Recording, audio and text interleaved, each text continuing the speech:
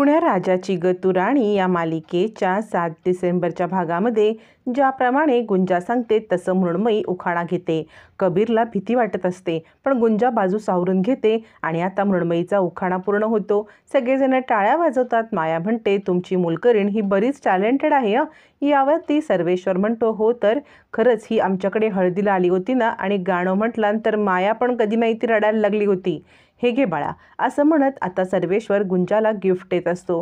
गुंजा नकार देते. त्याच वेळेला मृण्मयी म्हणते गुंजा घे ना. गुंजा म्हणते नको नको. यावरती मधू म्हणते अगं गुंजा असू दे आशीर्वाद आहे तो घे बरं. त्यावरती लगेचच माया म्हणते हो ना आम्ही आमच्या घरच्या सगळ्या नोकरांना पण हे दिलंय असं म्हणत माया आता इकडे गुंजाचा अपमान करते. तोपर्यंत बाबळी आणि सत्यादा हे गावाला परत आलेले असतात. बाबळी सांगते खरंच आमच्यामुळे तुला किती त्रास सत्यादा. सत्यादा म्हणतो तू काळजी करू नकोस. हे बघ सगळं काही ठीक होईल. तेवढ्यात बाबळीची नजर दाराकडे जाते.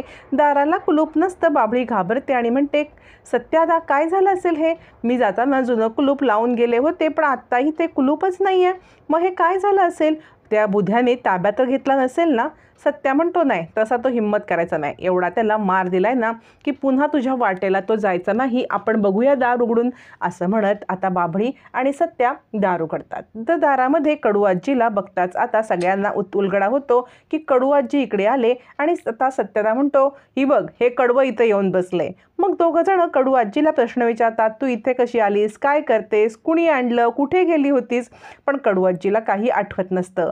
बुध्या लपून छपून हे पाहत असतो. त्यावेळेला सत्यादा म्हणतो अगं मी सत्या ही बाबळी हिची पोरगी गुंजा तुला काय आठवतंय का नाही. यावरती आता मात्र कडू आजी गुंजा गुंजा असं म्हणत वरती पाहते.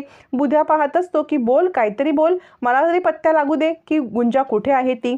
पण आता इकडे कडू आजी काहीच बोलत नाही. ती शांत असते. तिला काही आठवतच नसतं. ती सांगते मला इथे एक माणूस घेऊन आला मी त्याला मसण्या बिसण्या काहीही बोलते पण तो मला खायला देतो आणि इथे त्याने मला आणून ठेवलंय असं म्हणत आता कडू आजीला काही आठवत नसतं. सगळेच जण प्रश्न विचारण्याचा प्रयत्न करत असतात. कडू आजी काहीच बोलत नसते. तिला आता म्हणतात 25,000 घेऊन तू गेली होतीस ना कुठे गेलीस 25,000 घेऊन असं म्हणत सत्यादा विचारत असतो. तोपर्यंत इकडे आता जिलेबी तोड विधी होत असतो. मृण्मयी लाजत असते आणि कबीर म्हणत असतो आई राहू दे ना कशाला हा. यावर ती मधू सांगते असं कसं विधी तर व्हायलाच पाहिजे की नाही. आपल्या परंपरेनुसार सगळे विधी प्रामाणिकपणे आपण पार पाडूया असं म्हणत आता इकडे मधू विधी पार पाडायला सांगत असते.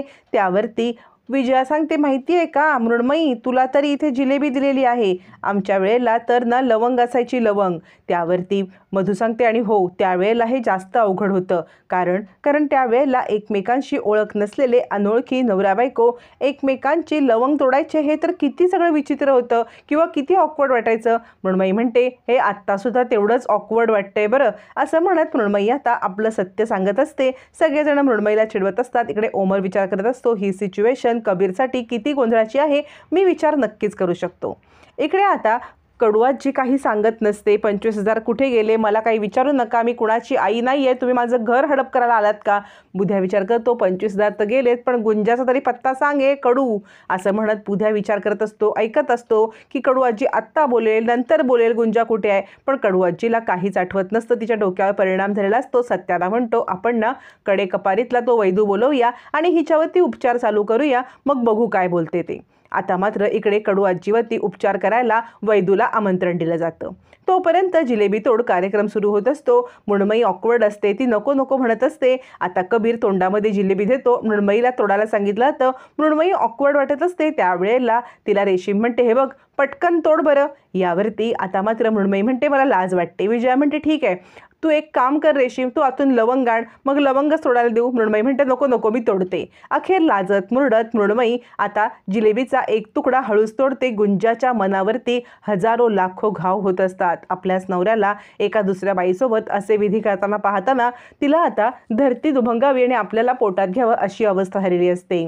अखेर तुकडा तोडला जातो आणि आता सगळे टाळ्या वाजवतात. विजया म्हणते बघितलं का माया मॅडम हा असा असतो आमच्याकडचा जिलेबी तोड कार्यक्रम याने संसाराची गोडी वाढते असं म्हणत सगळेजण थट्टा मस्करी करत असतात. त्यावेळेला विजया म्हणते पूर्ण खायची आहे बरं जिलेबी. यावरती आता कबीर म्हणतो मी पूर्ण बाऊल आता तिच्यासाठीच ठेवलेला आहे असं म्हणत आता थट्टा मस्करीचा सगळा कार्यक्रम पूर्ण होतो. गुंजा इकडे विचार करत असते साहेबा या जिलेबीच्या गोड रसाप्रमाणे तुमचा सुद्धा आनंदाने संसार होऊ दे.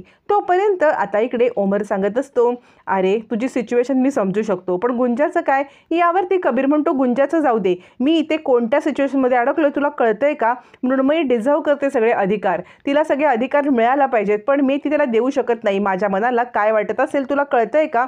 तुला समजणार ना ही माझी सिच्युएशन.